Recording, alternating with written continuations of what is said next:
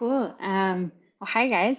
Thanks for joining me today. I'll be your moderator for today's panel, which is called First Time Founders, Lifetime Heroes. So no pressure with that title. I'm Hebah, Hebah Fisher. I'm the co-founder and CEO of a podcast company called Kerning. We produce amazing Arabic and English podcasts that regularly top the charts across the region. And we're the first venture-backed podcast company in the Middle East. So a fellow founder. And I'm really excited to learn all about your stories today.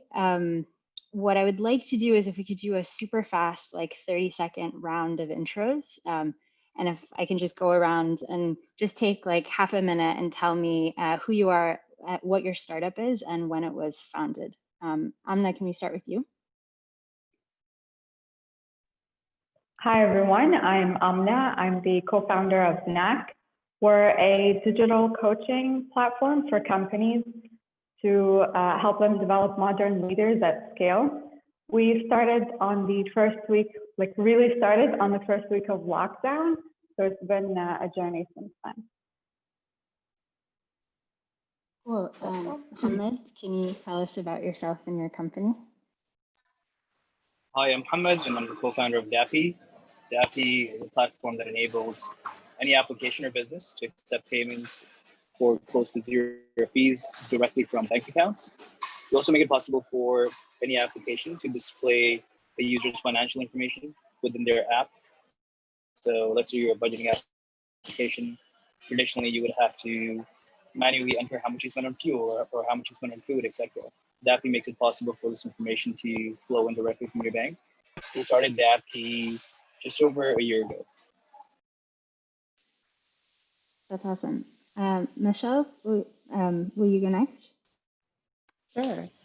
Hey everyone, I'm Mashal and I'm the co-founder and COO of the Tempest. And we're a women's media company. So think like BuzzFeed, but for women and with much better content. So it's the Tempest. And how long have you guys been operating? So we started in 2016. It's going to be around 4 years now. That's awesome. Siddiq, will you go next? Sure. My name is Siddiq. I'm the founder of SmartCrowd. SmartCrowd is MENA's first regulated digital platform to enable micro investments into real estate. We allow people to invest in real estate and build a well-diversified investment portfolio. I started this journey back in 2017, August 1st. We operate under a sandbox license, and we got our full license September 2019. Cool. So we have a range of different ages of companies here, which is really nice. Can we go another round robin again, and maybe we'll. I'm glad you said ages of companies and not of people, which is great. Thanks for that.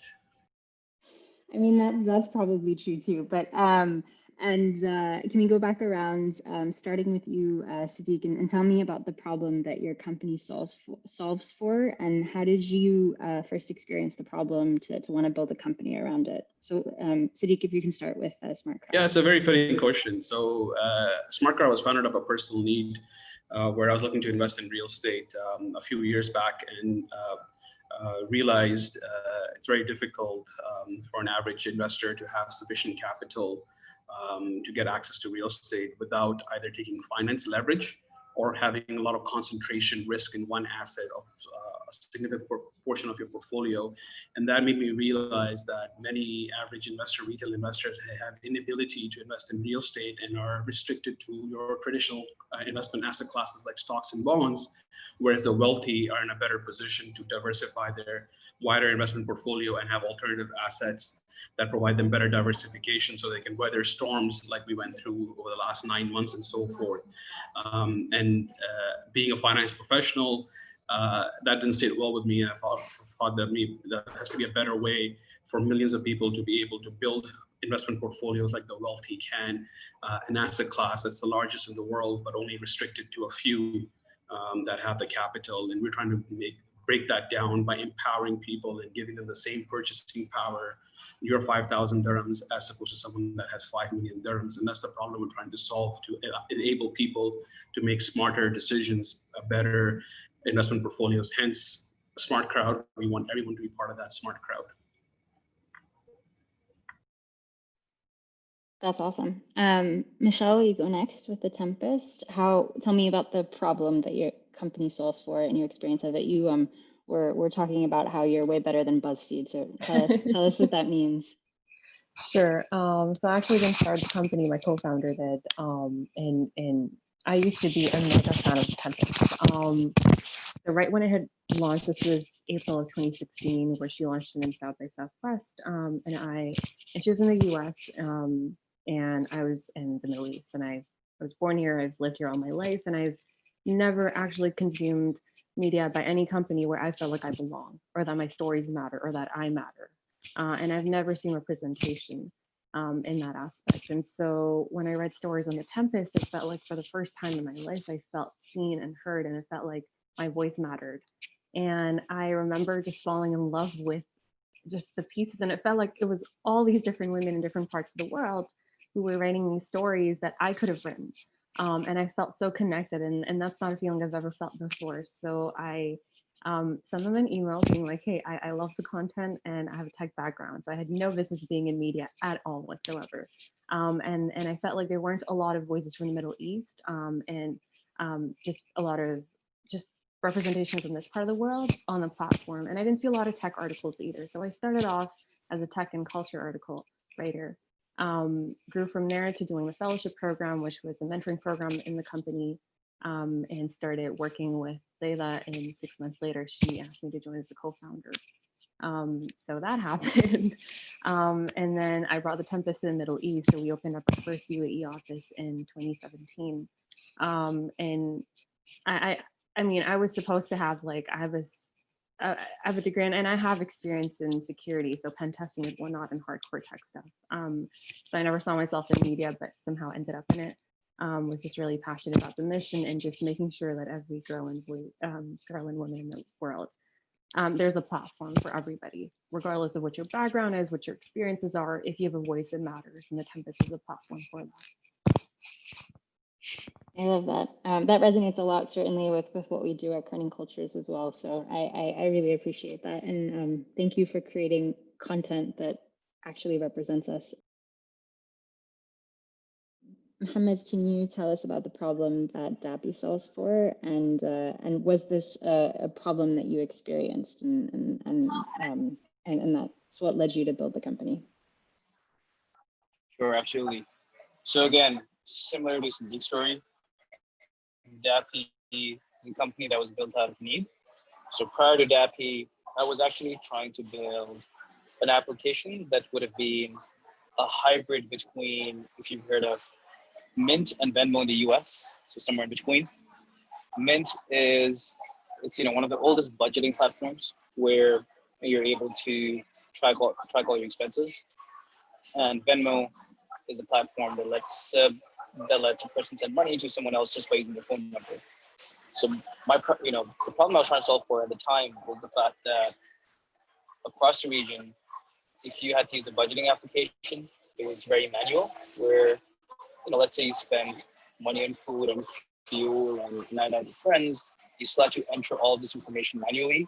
So every time I tried to use one, by the end of the week, I was done using it because I just didn't want to bother entering that information anymore. Yeah, so the other problem was the difficulty in, being able to send money to a friend, a family member, or another person, right? Where across the region, if you had to send money to someone, you would have to get their bank details, up your bank account, plug in their IBAN number, their account number, their SWIFT code, their branch code, and the list just goes on. So I was trying to solve for both of these problems by building an application where you link all your bank accounts. You'd be able to see all your account balances in one place, as well as be able to see where your money is going. So automated budgeting, and at the same time, if you have any friends, you'd just be able to plug in their phone number and send the money. Now, the challenge we had was the following: banks had no way of giving you an API of some sort that you could plug into that app. So you could have your users link their bank accounts to pull in financial data. That's the first piece. And the second piece was that for sending money, the only way to do it in the past was using cards, or you would have to do a manual bank transfer. So this is this is where I'm talking about sending money from, assuming that application that is building, moving the money from your bank to the application, right? And cards are too expensive. It's at an average of 2.5%. It's just way too expensive if you want to send money to a friend or someone. So that is where, once we realized that the infrastructure did not exist, we figured out that hundreds of thousands of fintech applications across the ecosystem would need our infrastructure. A lot of these platforms that didn't even exist could not exist because this bank connectivity was not available. And that is when we heard, let's not focus on this application anymore, but instead, did I cut over there? I think my internet is unstable. Okay, cool. Yeah, so what I'm saying is that, that is where, so that is where we jumped onto building out infrastructure. And that's where we built Dapi, where with Dapi, with a couple of lines of code, any application can enable their customers or the users to link their bank accounts, pull in their financial data, display it in the application, as well as enable their users to make the payments directly from their bank at close to zero fees. So what happens in the background is we just do a bank transfer. And with this, we've already powered over 22 platforms so far, ever since launching. You may have heard of some of these names. I'm not sure if you've heard of Zena, that's a peer-to-peer payment application. It's fully powered by Dapi. MammoPay, that's another one that's coming soon. HubPay, Dinari Cash. Sarwa, the investment platform, now uses us. Previously with Sarwa, you had to do a manual bank transfer. Effective of next week, you just link your bank account and the payments taken care of very seamlessly. So that's Dapi in a nutshell. That's really cool. Amna, can you tell us about the problem that KnackLab is solving for? Yeah, absolutely. I think for us, if we're talking about big problem, it's essentially the soft skills gap that exists in the Middle East or in the world in general, and the leadership problem that we have. Over 50%, over 60%, I think, of people or employees in leadership positions in the Middle East are not ready to tackle futuristic problems. And that's not because they don't know how to write code or they don't understand math. It's essentially they don't have the right mindset or the soft skills or what we call 21st century human skills to tackle those problems. And so we looked at what the best leaders out there have in common that allows them to be future-proof and ready to tackle complex problems in their workplace. And in a nutshell, what they have in common is a coach, a business coach, just like any other great athlete has a coach. And so we looked at the problems that come with scaling such a solution. Typically, coaching is provided for the C-suite level management or anybody on top of the hierarchy, but it's never provided for the mid-level management or the junior employees, when essentially these people are the people who make up your culture in a company. These are the people who do the work. These are the people who think and solve the problems. And so these are the people who actually deserve solutions like that. But how do you do that when it's expensive? How do you do that when it's simply not scalable? And so those are the kind of problems that we are trying to solve at Knack, is providing personalized, expert, credible, and certified coaching to all level employees, along with other self-coaching tools as well. Inshallah, we do that soon. Inshallah.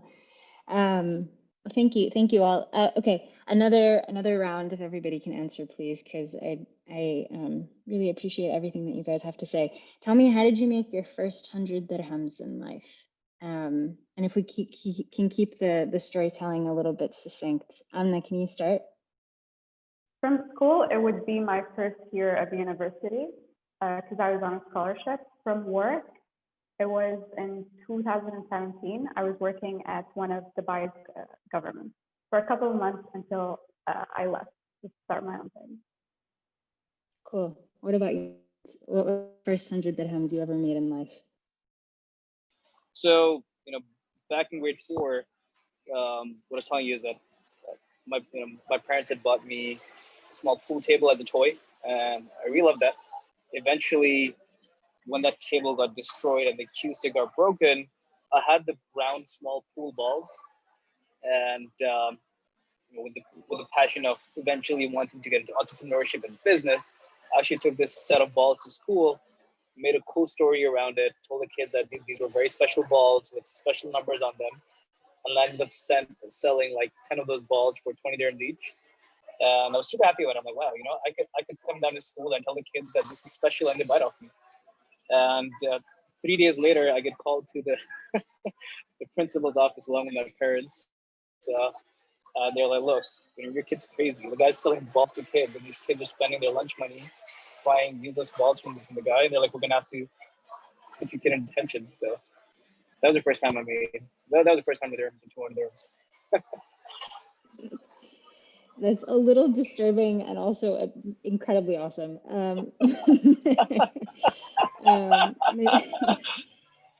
Mashal, can you tell us the first 100 dirhams you ever made in life? Sure. That was a great story. So mine is not as cool, maybe, but so I think I was in grade 8 at that time, so I was like 12 years old, and I've loved reading since I was a kid. Like every time we'd go to Pakistan, like I would have like this mini like carry-on, and it would be filled with books because like I could have all the books in the world when I came to Pakistan, and all my relatives would give me books. And anytime anyone asked for a present, it was I want to get a book. And in Saudi, which is where I lived, Jarir was like my favorite place in the world. And whether it was my birthday or Eid or like anything else, like my parents knew like it's going to be a trip there. But there was a series that I was reading called The Inheritance Cycle, and there was this book that I wanted, and I didn't have money for it. And so I thought, okay, what can I do? And it's Saudi, so like, we can't really do much. So I decided to sell my books and the magazines that I had. There used to be this magazine called Young Times, and it had posters of celebrities. And so what I started doing is I went to my family friends and my friends in school, and I started selling books and these posters and these magazines. And people used to love a lot of, I think there were a couple of Disney stars that were on there. There's Jonas Brothers and a bunch of others as well. And it was a hit, and I was basically just selling them, and that's how we made our first 100 dirhams. That's awesome. Siddiq, what about you? How did you make your first 100 dirhams in life?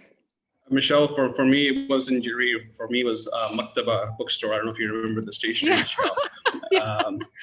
So other than getting paid for chores, doing around the house, I don't have a very inspiring story. Not a typical entrepreneur, to be honest. I was born in the Middle East. I had a very privileged childhood. I didn't have to work for anything until we moved to Canada, and then I had to do my own laundry and so forth. But if I can recall, and I have a really bad memory, so as you guys were talking, and I'm looking up in this and trying to think of any story, but it's quite boring. I think my first job was working at Popeye's Chicken in the kitchen, cleaning chicken and frying chicken, and yeah, so it taught me hard work and appreciate hard work, and the more you put into it, the more you get out of it. And since then, I had lots of other part-time jobs when I was like in high school. That's how I made my money initially, as an employee rather than selling balls to kids. I mean, I think being able to be in a hot kitchen and fry chicken is like, that's really hard. So good on you. Well, so that segues really nicely. Can you tell me, and also I love all these stories, but since we're on a timeline, if you could try to keep it succinct, tell me about your journey into entrepreneurship. So you were starting to say, Siddiq, that you're not a traditional entrepreneur. What does that mean? So what were you doing before this? What did you study in school? So we can kind of trace the trajectory into what you're doing now. Sure, I'll try to keep it short. Feel free to cut me off. So I'm a trained chartered accountant, a CFA charter holder, so a textbook, paper pusher and number cruncher. But I'm a very logical thinker, right? So all my life, I've been in corporate finance at Big 4 accounting firms in 3 different countries in the world. So I've been around and done lots of different things. And it's about 2015, 2016 when I started thinking that, I'm a commodity. right? Because the business I'm in, Big Four, it's a very commoditized business. Everyone's chasing clients and you're competing on fees and so forth. And I felt like, listen, I'm a commodity. The work that I do is going to get commoditized. Robots are eventually going to take over and I'll be worthless. So instead of me trying to find the next job in terms of surviving my career, why don't I become a job creator, right? Have my own business where I can control my own destiny. The more I put into it, I can succeed in it. I can hire people so that I don't have to worry about, am I being replaced by a robot? That is where the idea initiated. And also I got bored of working for people because I'm a very outspoken person. For people that know me, I am very blunt, very outspoken, say a lot of controversial things. And, when I see BS, I call BS out. And sometimes that rubs people the wrong way. And I was like, listen, I'm done with this. I need to work for myself and learn from my mistakes. Mind you, fast forward 3 years into entrepreneurship, like crap, maybe sometimes I wish like I can go back to the corporate lifestyle and have everything worked out for me. But that's how it all started. That's how the sort of the seed was planted. And it's been a fascinating journey ever since. That's awesome. I have a similar problem. I don't think I could ever work for anybody else. Mashal, what about you? You said that your background was in tech and business, and then you reached out to the founders of the Tempest, but you didn't have a background in media. Can you kind of trace from school to co-running the Tempest? Sure. So I mean, I've wanted to be a writer ever since I was a kid. Like I remember the first time, this might sound oddly religious, but the first time I went for Umrah, like my one dua was, please let me become an international best-selling author. And I prayed so much for that. And then with my parents, I mean, it's a typical Brown family. So I told my kids, my parents, sorry, that I want to be a writer. And they were like, it's not like, if you want to write, like, you can't study that. So then I had to pick another major, and then I wanted to be an architect up until I was in high school. And then I realized I'm not good at physics, but I was great at math. And then I felt like, okay, like I do like computing. So I was in computer science and I switched to security. And really that was because, so my first year I did it in Texas, and it was just very racist and Islamophobic. And I've had people scream at me and be like, go back to Syria. And I'm like, I don't even, what? So it was I think it was just a huge culture shock for someone who had never, like my first flight alone was my first, like essentially like trip to Texas, and then that was for uni, and I couldn't adjust and it was just too difficult. So I decided to come back to Dubai and find a middle ground where it wasn't like, where I'd be closer to my family in Saudi, but where I would still like, it would be like the perfect mix. And I studied here. And so I chose tech, and it was something that I really did enjoy. But I always like wanted to write. So I've been writing since I was a kid. And I'd written for a couple of magazines here and there. And then I started the first student run publication at my alma mater, and got to interview a lot of folks. And somehow I think Dubai is a place where there's a lot of events happening. And so somehow was still able to kind of get a taste of media, but not the business side of it, only from like a journalist's point of view. And it was at that time when I was covering tech conferences where they wouldn't take my questions seriously and they would dismiss me. And if I asked a technical question, like they would be very dismissive, and they would just even straight up just ignore me at times and just treat me like, you're in marketing, why don't you ask a marketing question or something that's a little bit different. And I would be so confused because I had a tech background, and it didn't matter if they didn't know that. If I was asking an actual question, they should answer it. But I also saw a huge disparity where with more than 50 speakers at tech conferences, there were barely 2 women. And I was so confused at why there was this huge difference. So I started writing about that as well. And I wrote about it at the Tempest. And eventually I kept writing, and I started suggesting ideas to Leila, who was the founder and CEO, and who is the founding CEO. And I would just sort of be like, hey, like, so we don't have an analytics dashboard, let me build it up. Or, we're missing this and that, like, why don't we do this? I think it's going to improve. And so I just wanted to help the startup in whatever way I could, because I just felt like it was like, I had never actually been in a work culture like this, where you could take days off for mental health, where there was no taboo on anything you could speak about, and you could take personal days off. And it was just a very different culture, and I just loved it so much. And we've been a remote company, so I hadn't even met her up until like 6 months after joining as a co-founder. But anyway, so I kept doing that until one point I remember getting on a call with her, and she's like, do you want to be the co-founder? And I was like, what? And I thought she was joking and she was being very serious. And I thought maybe this is an impromptu decision on her part. So I told her to take a couple of days to think about it. And so would I. And no one in my family, I mean, I do come from more of a conservative family. So no one in my family had ever worked in the media space. It's typically not considered an industry that women will go into. And especially in Pakistan, it's not considered respectable almost. Like there's a lot of sort of stigmas and stereotypes around the media industry. So it took me a little bit of time to be able to convince my parents and be like, and I was also the first girl to like stay away from family and build out a career and go down a very different route than any other girl in my family had. So they were already very much like, okay, this is sort of stretching the boundaries. But somehow I convinced them and got them on board because it just felt like this was going to be the ride of a lifetime. And it felt like it was just the right thing to do at that time. So I joined as a founder and I joined as a CTO initially and then transitioned to COO. But I had no idea what being an entrepreneur meant. And I think if I had, I don't know if I would have done it because I didn't know things like, and I wasn't from the startup ecosystem either. So I didn't know things like burn rate and runway and all of these things. And it wasn't until times got so difficult financially that I realized I had to step into the business side of things.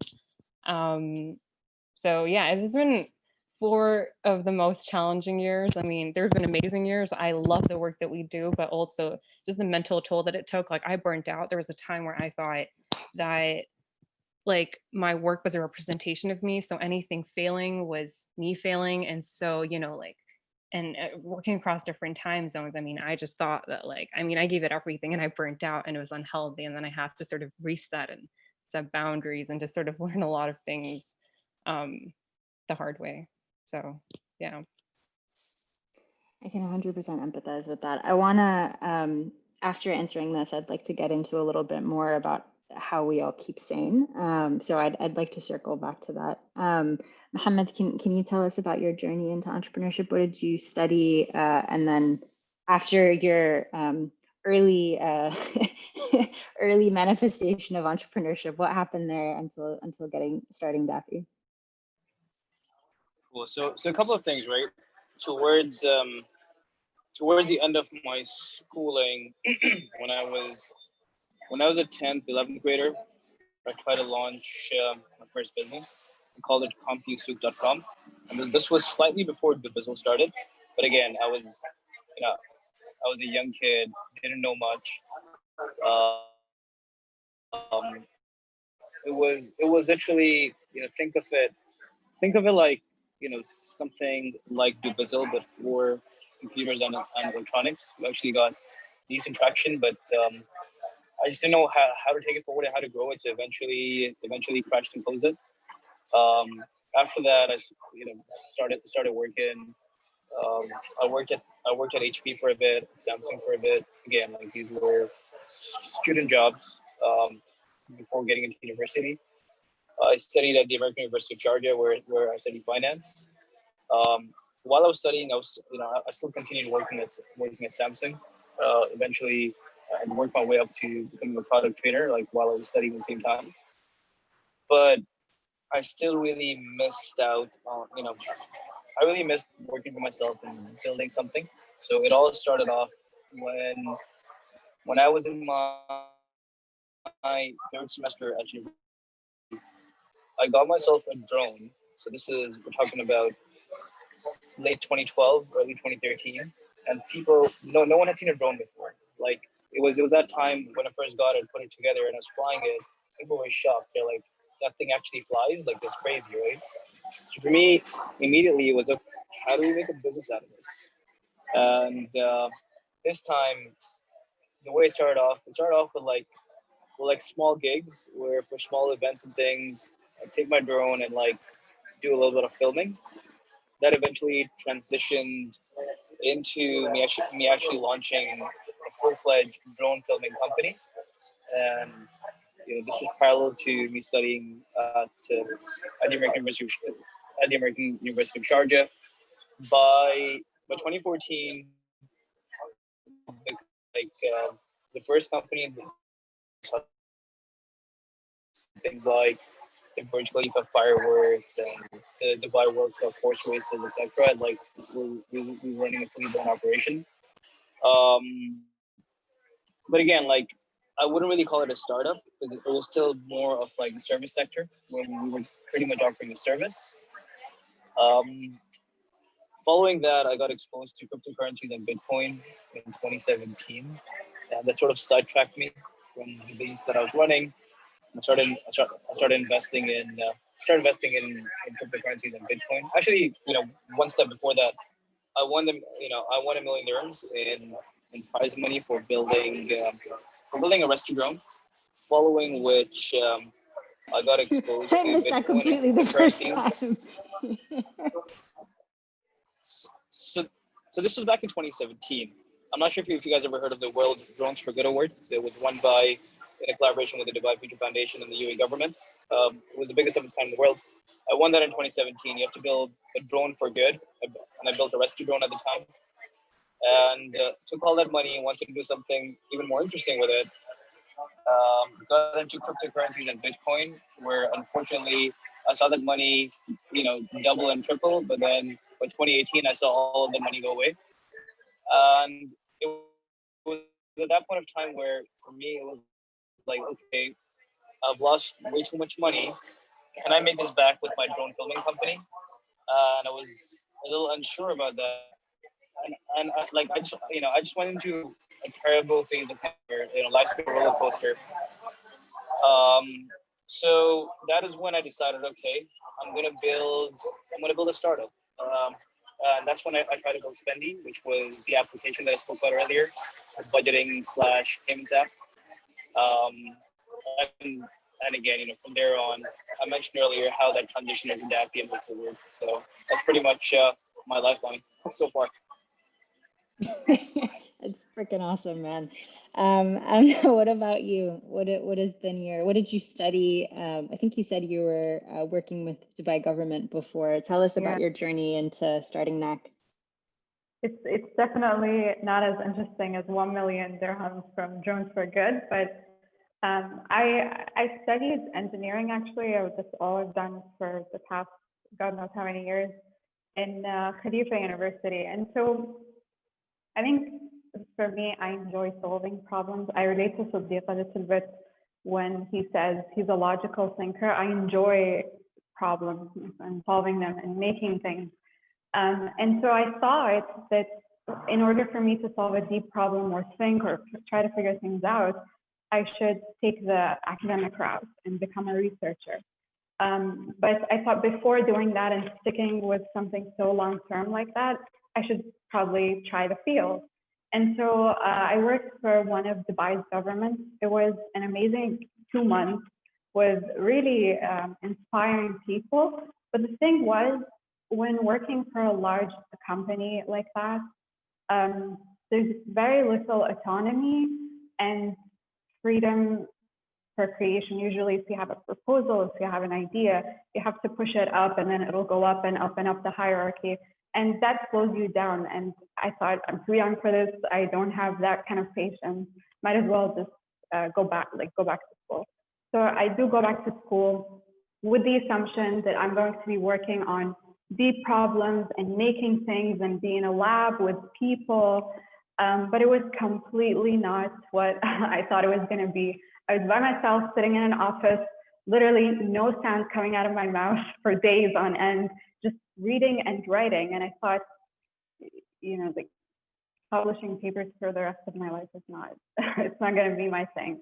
And so I tried to find a way to leave campus somehow. So I joined this entrepreneurship course, mainly to write a paper on the startup ecosystem in the UAE, and that would allow me to leave campus for interviews and pretty much just understand what's going on out there in the outside world.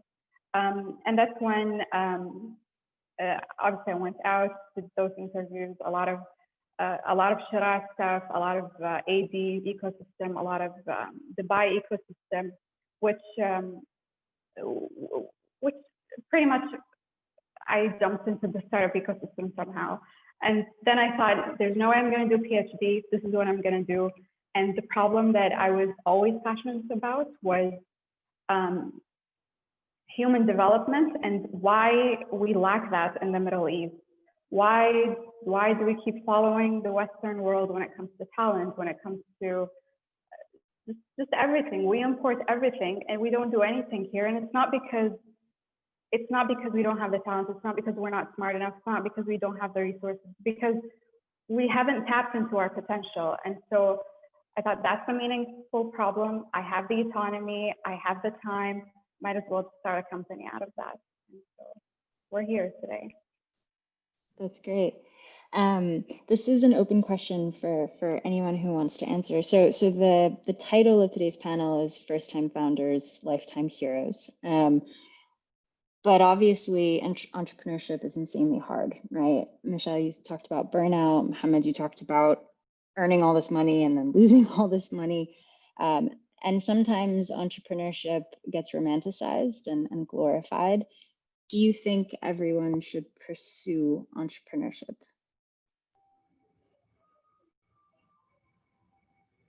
I don't think so.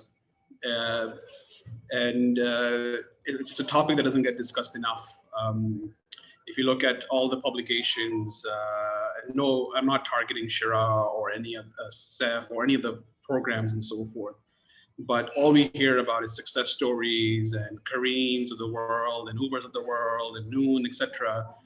Man, there are thousands of failures compared to one or two successes. And I think we have a very massive missed opportunity because it's tough. It is tough, right? It's not for everybody. It's going to be a great learning experience for you, but it could really mess you up emotionally, financially, and so forth. So you really need to understand the sacrifices, the risk that you're taking before you go into it. And I think we as an ecosystem don't do a good enough job to provide those warnings to people before they jump into it. Because you see a lot of people, there's lots of startups, and I'm not going to be a judge over here saying, hey, these are bad business models and so forth. As Mohammed, he was selling balls in grade 4, which is great. It's experience, right? So it's important, but you don't want to go risk your potential future career on the whim because, hey, I can be the next Kareem and so forth. It's not that easy. So I think having these kind of sessions where we can have these open dialogues is critical to give people the other side of the equation, right? Yes, there are days where I'm on cloud 9, right? High-fiving every single person I see and giving hugs. And there are days I go in the corner and I want to freaking cry and kill myself, right? And I'll be very honest, I probably have more of those days than the days that I'm high-fiving people, at least the stage that I'm at the moment. My hope is, inshallah, in a few years, I'll be freaking high-fiving everybody every day, right? Every freaking hour, right? That's the hope. And you need to have that faith. But that doesn't mean you give up easy, right? So I preach 3 P's of entrepreneurship. You definitely need to have passion. If you don't have passion, you're not going to survive, right? Second, you need to be persistent, right? You just can't take no for an answer. You just got to keep at it against the wall, etc. But be smart enough to know when you're wrong and sort of revisit. And the last thing, which we don't talk about enough, is patience. Patience, sabr. None of us have patience, right? Like we're sitting here for 50 minutes. I'm like tapping my feet. I'm like, okay, next thing I gotta go do things, right? Like my phone, this is the longest I've probably not touched my phone, right? Patience, sabr, that's so critical for an entrepreneur, right? Because things don't happen at your pace, especially if you're working with other stakeholders that are not in the same stage as you. They move at their pace, especially if you're working with corporates or government sector and so forth. So you need to be patient to achieve and keep an eye on that bigger goal. So it's not for everybody. You need to have a certain kind of DNA, I guess. And I don't necessarily agree that you're born with entrepreneurship. I think you can learn to become an entrepreneur. You just need to be a big picture person and have the ability to get into the weeds, because without that, you rely on too many people. And if you rely on too many people, then it's very difficult if you can't roll up the sleeves and get into the weeds and do things yourself a bit. So that's my 2 cents on this. I like what you said about patience. My new favorite motto is it takes 10 years to become an overnight success for founders. Does anybody else have anything they want to comment about that? Mashal, please.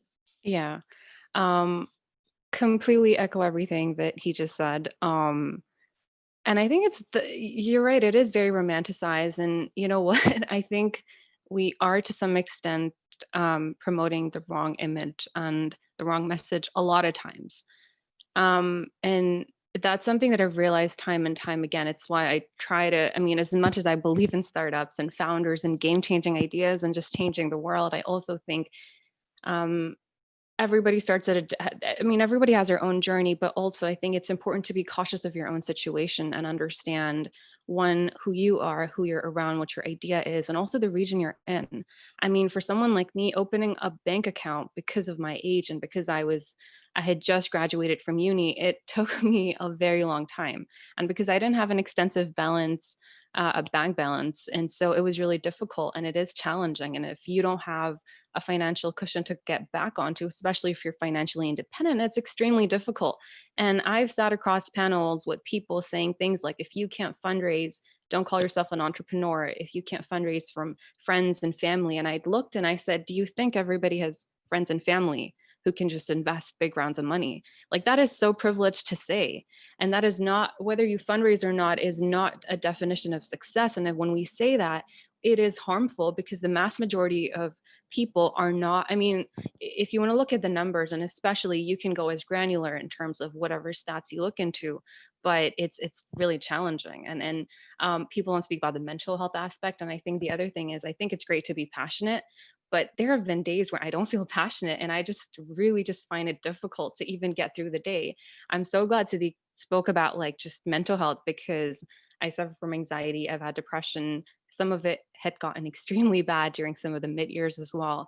And it was some of the most challenging times, and I felt like no one was speaking about it. So I remember writing about this back in 2018 and writing about just what they don't tell you about entrepreneurship, and the number of founders who privately messaged me because they didn't want to comment it, because no one wants to share the sentiment. They're like, oh, we completely resonate and we hear what you're saying and we feel this way. And I was surprised that if so many of us are feeling so lonely and feeling like things are so difficult, and a lot of times just making it through the month. So I mean, I've had to work part-time jobs when things were financially tough and when we hadn't raised and whatnot, and when things are really difficult. Like, those are things that you have to be mindful of that people don't speak about.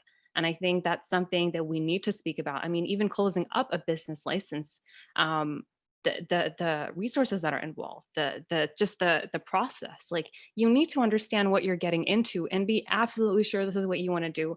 And finally, if it fails, that's okay. Like, can we normalize failure, please? Like, I think for most founders, it takes you a couple times and it's about what you've learned.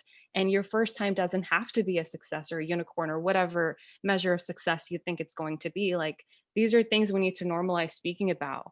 And even stepping away and having someone else run your company when you realize you've gone it to a stage. Like, there are so many different areas that are so new to a lot of first time founders. And I mean, it's been different challenges at different stages, right? I'm at a point now where it's like, okay, um, even if things get challenging, like we've been through some of the worst things.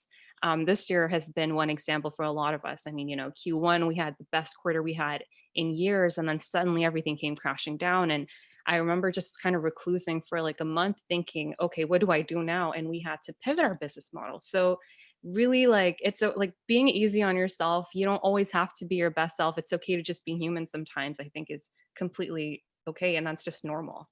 So yeah. Sorry, I don't want to hog this, but it might sound cliche, but you know, before you start, if you are an aspiring entrepreneur, you're listening to this, before you do anything, take a piece of paper, write down why you want to do this, right? Because if you're doing it to make money and to get rich, you're starting off on the wrong foot. I can guarantee you, you're never going to be satisfied, never going to be happy, because it's a moving target. Take a piece of paper, sit down, write why you want to do it, what's the purpose behind it, and why you're passionate about it, because that's going to be your baseline. You can always go back to it 6 months, 12 months, 18 months later when you're having a tough time. You can take a look at that. You know what? No, I want to make that difference. I want to continue doing that. I still believe I'm going to create value, right? And there's different ways of measuring success. Money is not the way of measuring success. Sorry, I'm just very passionate about this stuff. Oh, just one thing. It is great if you're going for sustainable, I mean, revenue generating things are great. Sometimes there are chance founders too, right? Like, you may not be the most passionate, but it somehow works and you're in the right place and you're the right people. Like, it can happen. So maybe you don't always have to be fixated on the why, but I think it's amazing if you are, Siddiq, like you're totally right. I want to wrap up this this topic. So today you're taking everything out of my mouth. One, patience and perseverance is really important. But I think what I notice a lot when I talk to people, they're like, I want to start a business, and they come in with a lot of passion, a lot of energy, a lot of drive. But when we ask them why, it's, I just want to start a business. That's too unstable of a reason to put all your energy and time into. If it's not that, then they put all of that passion or energy or whatever you want to call it on an idea. And I think I see for everybody here, the ideas don't last a day. And so putting all of that drive and motivation and passion or whatever you want to call it into a cause or a why or a vision of how you want to see the world becoming is way more sustainable. And it's exactly the thing that will keep you persevering and patient throughout this whole process. So that's my 2 cents that I wanted to add. So last point on that, just very quickly, again, I'm not going to repeat anything that Siddiq and Mashal said. I agree with everything they said. In addition to that, and you know, I see this quite a lot, especially in this part of the world.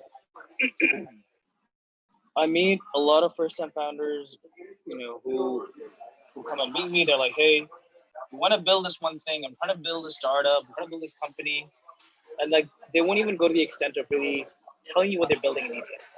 And you ask them, "Hey, why don't you like give me more information?" "Oh, I'm very scared someone's going to copy what I'm doing." And I think that's a big no-no, right? I feel like there's a fear of talking to people. If you're not going to talk to anyone and everyone about what you're building, you're not getting feedback, and you're not going to know how to better make it.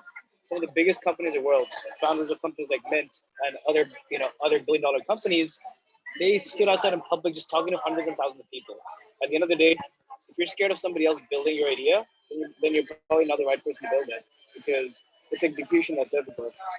And the second thing is, and again, you know, I think Siddiq touched on this briefly, trying to understand failure better, and just doing work to all it takes on understanding failure, because the more failure stories you hear and understand, it's going to better prep you to what's in store for you. Just two very quick things, right? I want to share a practical experience. I think it's very important, right? So I know Mohammed for some time now, even before Dapi was around, right? I remember his drone days when he was building a drone business, because he used to come to FinTech High where I was based, and we would chat, right? I think we first met at Jitex many years ago, if I recall correctly. And his co-founder, Ahmed, he was at Shira before, right? And we were part of Shira, and that's how we met. And both of these guys used to come and talk, right? Like, hey, how did your experience go? How did you build a business and so forth? And today they have a business that is fast growing than SmartCrowd. It's phenomenal. Don't be afraid to talk to your fellow peers and share ideas. You're going to learn a lot from their mistakes. Why do you want to go spend the time and money and make those mistakes when you can talk to people that have already made mistakes and you can learn from that, right? I wish I had that opportunity, and the vision that, you know, Mohammed and Ahmed have shown in terms of building Dapi. The other thing about failure is, if you go talk to any of the successful entrepreneurs out west in Silicon Valley and so forth, one common thing that's going to come out of them is the reason they thrived in that environment is because that environment appreciates and encourages failure, because that's how you learn, right? If you don't learn from it, it's a missed opportunity. And in this environment, in our ecosystem, I think culturally it's a taboo. Hey, you fail, oh my God, I can't talk about it. Let's enjoy failure and let's celebrate it. I think that's really well said. I'd like to wrap with an open question, and maybe I think we have time for 1 or 2 people to answer. Going off of the topic of the importance of mental health and how trying entrepreneurship is on your physical, emotional, mental sanity, what do you guys do when you experience burnout, or when you have a particularly, Siddiq, when you want to go into the corner and cry, which happens to me regularly? What do you guys do in those really difficult moments, and what helps you come back full force? I'll go. I wouldn't say I've experienced burnout yet, because I'm very careful with it. It's very, very risky. And I think a lot of people don't think about it. If you burn out as you are starting up, your company loses a founder. it's like a newborn losing a parent. Nobody's going to take care of the company beside you. And so one thing that I do that helps a lot is just sit by myself and think and flush any negative ideas out of my head, like exactly like how you clear cache on computer. So I think time for reflection early in the morning is wonderful. The weather is really nice. I think that helps a lot. And also having something else to do that you are just as passionate about as your work, but with completely no agenda. So it could be a hobby or I don't know, like any other thing that just takes your mind off of what you are doing at work. No matter how passionate you are about it, sometimes you need a break from it. So I think that helps a lot. Thank you. I think let's wrap it. Let's wrap it there because I actually just looked at the clock. Sorry, and I know Mohammed has to jump off. I have so much more I would love to ask you guys. Thank you all for sharing your stories and your journeys, talking very candidly about some taboo issues like failure, and thank you for being a part of this.